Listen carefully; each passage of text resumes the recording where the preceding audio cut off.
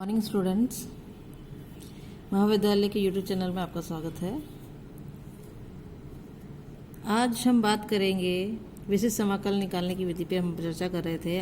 हमने qx equal to 0, qx equal to e की power x पर हम बात कर चुके थे कि किस प्रकार हम निकालते हैं सॉल्यूशन।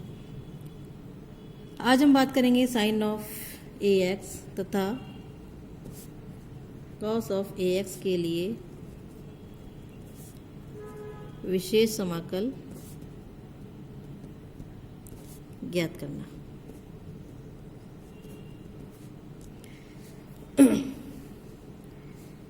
हमारा हम जानते हैं जो फंक्शन है 1/f(d) साइन ax तथा हमें 1/f(d) कॉस ऑफ ax ज्ञात करना है, जबकि हमारे पास f of minus a square is not equal to 0 हो।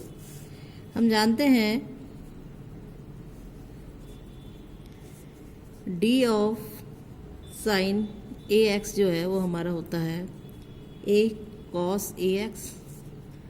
d2 sine of a x हो जाएगा minus of a square sine a x. d3 हो जाएगा sine of a x is equals to minus of a cube sine का cos हो जाएगा, cos का minus sign, sine का कॉस हो जाएगा। तो ये कॉस का माइनस साइन का कॉस माइनस का माइनस रहेगा कॉस ऑफ ए एक्स, और d4 हम निकाले हैं तो ये हो जाएगा sine of a x is equals to minus a square का whole square sine a x. इसी प्रकार हम आगे कंटिन्यू करते रहे तो हमारा जो d2n हम निकाले हैं साइन ऑफ ए एक्स वो हो जाएगा माइनस ए स्क्वायर की पावर n आ जाएगी, साइन ऑफ ए एक्स होगा, यानी f of d square sine a x हम निकाले तो हो जाएगा f of minus a square sine of a x. और 1 इसीलिए हम 1/f of d square f of into F of d square sine of a x निकालें तो वो हमारा हो जाएगा 1/f of d square into वो F of minus a square sine a x. और साइन ए एक्स हमें निकाला तो ये हो जाएगा हमारा f of minus a square 1/f of d square, ये बाहर आ जाएगा into sine of a x. इसीलिए हम इसको लिख सकते हैं 1/f of d square sine of a x is equals to 1/f of minus a square sine of a x, जबकि हमारे पास f of minus a square is not equal to 0 हो। इसी प्रकार हम 1/f of d square cos of a x के लिए लिख सकते हैं 1/f of minus a square cos of a x, जबकि f of minus a square is not equal to 0 हो। ये तो हमने बड़ा condition f of minus a square is equal to not equal to 0 के लिए। स्पेशल केस आ जाता है कि स्पेशल केस करके लिख देते हैं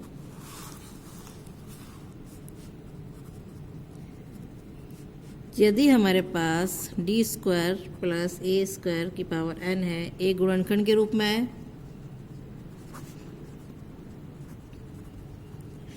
तो ये विधि हम काम में नहीं ले सकते हैं, क्योंकि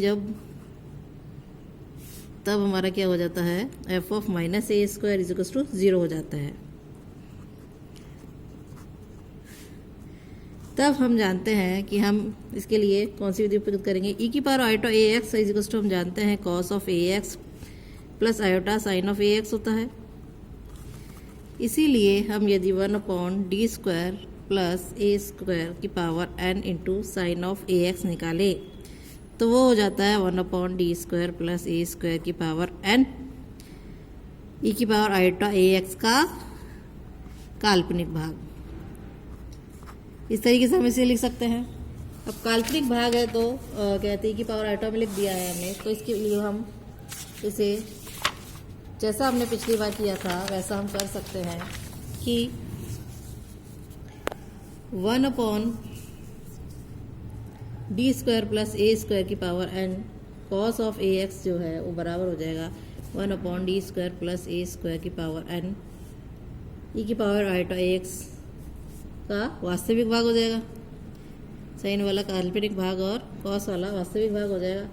अब यदि हमें निकालना है 1/d² प्लस a² की पावर n e की पावर आयोटा ax लेके चले हम, तो इसे हम लिख सकते हैं d माइनस आयोटा a की पावर n और d प्लस आयोटा a की पावर n लिख सकते हैं इंटू e की पावर आयोटा ax।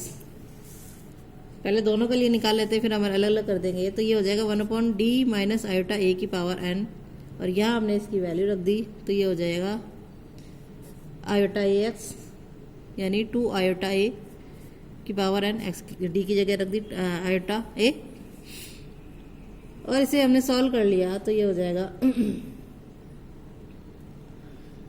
इसकी जगह, क्योंकि ये 0 हो रहा है, इसकी जगह हम पहले जो पढ़ चुके हैं फॉर्मूला वो लिख देंगे। तो 1/2 आयोटा a की पावर n हमने बाहर निकाल लिया। इसके साथ x की पावर n मल्टीप्लाई, क्योंकि पावर n है तो x की पावर n मल्टीप्लाई हो जाएगा e की power iota ax upon factorial n। और चूंकि यदि इसमें हम -1 की पावर n x की पावर n इसे इस तरीके से लिख दें 2 की पावर a, क्योंकि आयोटा की पावर n है जो हमने ऊपर ले ली, -1 की पावर n फैक्टोरियल n। तो ये हो जाएगा हमारे पास -1 की पावर n x की पावर n इंटू e की power iota ax plus n π/2 iota की पावर n।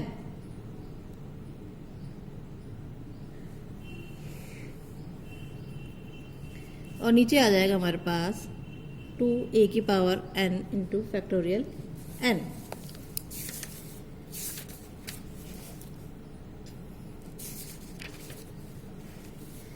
अब हम इसे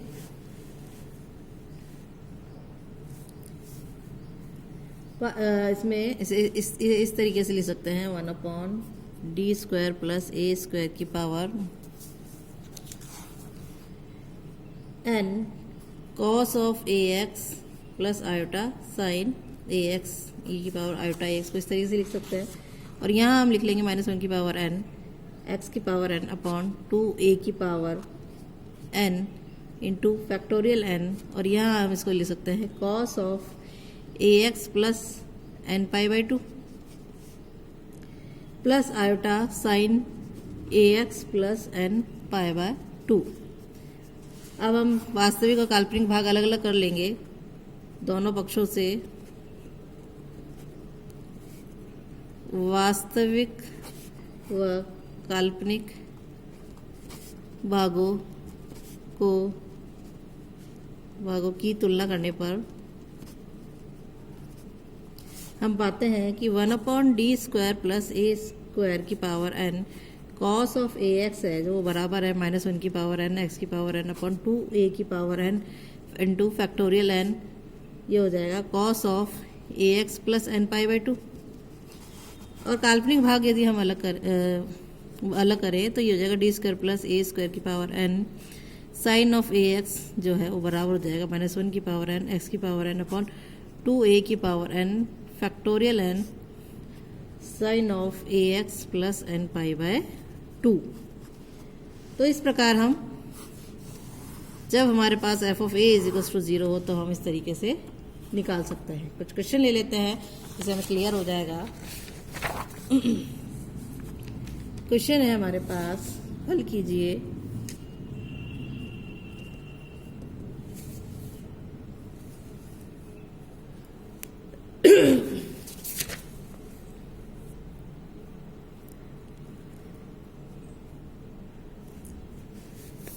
क्वेश्चन है d d3y upon d x cube plus a square dy by d x is equal to sine of a x. Solve करने के लिए हम ले लेते हैं, सबसे पहले इसे लिख सकते हैं हम d3 plus a square d into y is equal to sine of a x.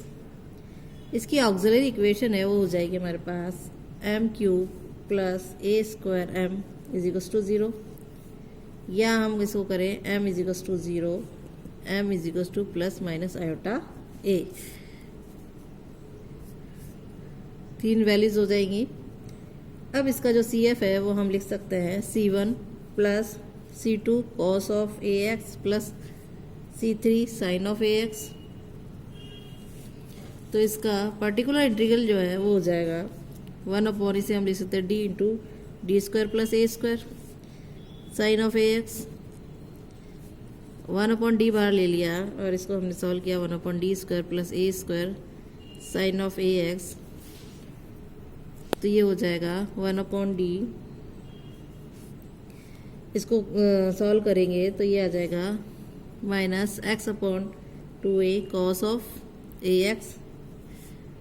1 upon 2a बाहर ले लिया, 1 अपॉन डी को हमने इंटीग्रेशन ले लिया, माइनस भी बाहर ले लिया, x cos of a x D x हो जाएगा। इसको हमने सॉल्व कर लिया तो हमारे पास आ जाएगा 1 upon 2a as it is. इसको एक्स को बाहर का इसका इंटीग्रेशन किया तो ये x upon a sine of a x हो जाएगा, प्लस ये हो जाएगा माइनस माइनस प्लस हो जाएगा 1 अपॉन ए स्क्वायर हो जाएगा कॉस ऑफ ए एक्स। और सिंप्लीफाई कर लिया इसको तो ये हो जाएगा। इसे सी एफ को समीकरण 1 नंबर देते हैं, इसे x upon 2a square sine of a x हो जाएगा minus 1 upon 2a cube cos of a x. इसे समीकरण 2 नाम दे देते हैं। तो जो y is equal to solution होगा वो हो जाएगा C F plus P I, या लिखें समीकरण 1 और समीकरण 2 का योग, और लिखा हमने तो C1 plus C2 cos of a x plus C3 sine of a x minus x upon 2a square minus 1 upon 2a cube cos of a x हो जाएगा। ये इसका सॉल्यूशन है। एक क्वेश्चन और इस तरीके से ले लेते हैं हम, जिसमें हमें काल्पनिक और वास्तविक भाग अलग करके निकालना है।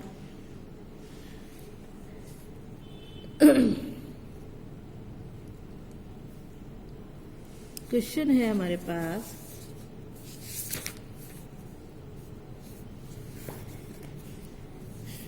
हल कीजिए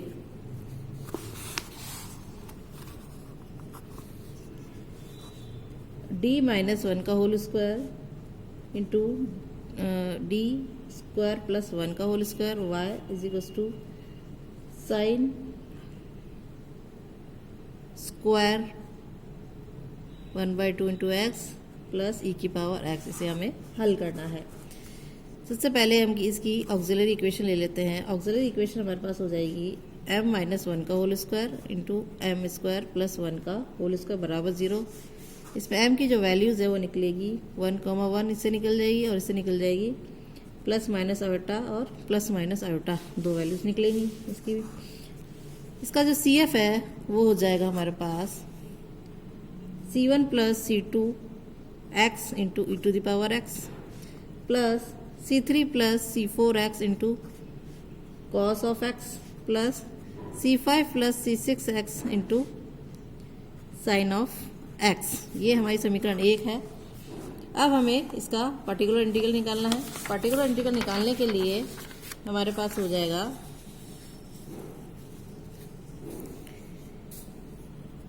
P I is equal to, हम लिख लेंगे 1 अपॉन डी माइनस 1 का होल स्क्वायर, और ये हो जाएगा डी स्क्वायर प्लस 1 का होल स्क्वायर, और यहाँ आ जाएगा sine square x/2 plus e की पावर x का हमें निकालना है। अब हम क्या करेंगे, सबसे पहले इसे 1 अपॉन डी माइनस 1 का whole square D square plus 1 का होल स्क्वायर ई की power x plus 1 upon D minus 1 का whole square D square plus 1 का होल स्क्वायर इंटू, इसको हम साइन स्क्वायर x/2 को लिख सकते हैं 1 माइनस कॉस x/2, इस तरीके से लिखेंगे। इसके बाद इसका हम निकालेंगे, यहाँ 0 हो जाएगा तो ये हो जाएगा स्क्वायर है इसलिए एक्स स्क्वायर बाय फैक्टोरियल 2, और इसमें वैल्यू रख देंगे हम 1 + 1 यानी 1 + 1 का होल स्क्वायर। ये तो यहाँ तक सॉल्व हो गया। अब इसको सॉल्व करने के लिए 1/2 और ये हो जाएगा 1/d - 1 का होल स्क्वायर और d² + 1 का होल स्क्वायर इंटू e की पावर 0x लिख सकते हैं इसको। और यहाँ आ जाएगा 1/2 बाहर आ गया 1/d - 1 का होल स्क्वायर और d² + 1 का whole square into cos of x।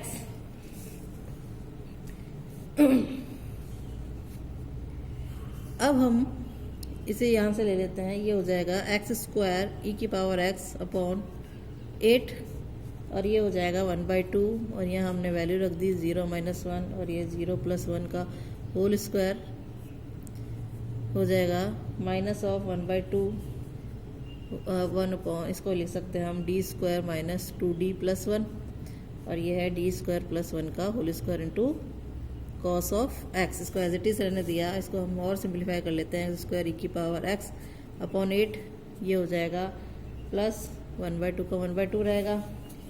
अब यहाँ आ जाएगा माइनस 1/2 1 अपॉन d² - 2d + 1 और ये d² + 1 का whole square into cos of x।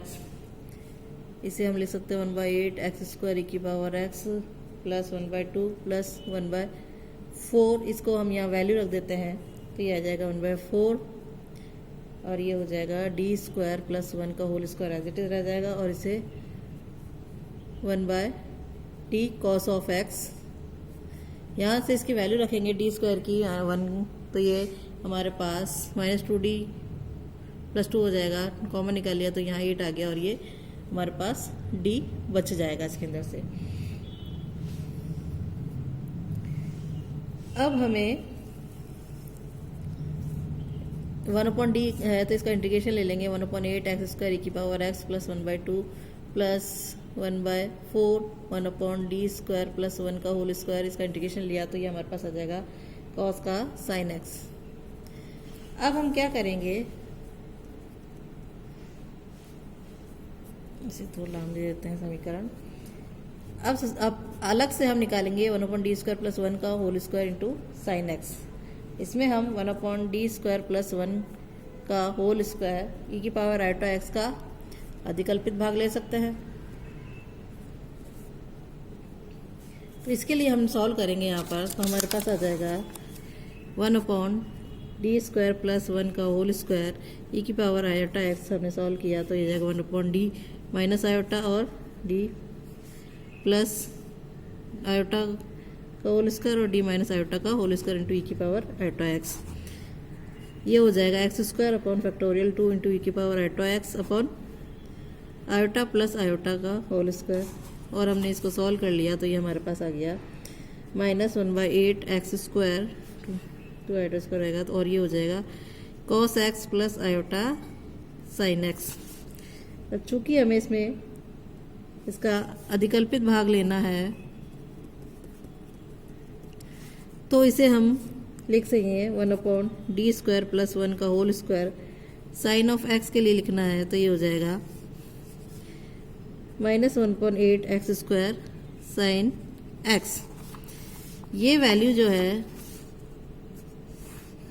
हमने समीकरण 2 में रख दी। समीकरण 3 से मान समीकरण 2 में रखने पर हमारे पास जो PI है वो हो जाएगा 1/8 x² e की power x plus 1/2 minus plus minus minus हो जाएगा 8 चौक 32 और ये हो जाएगा इसकी value x² sine of x।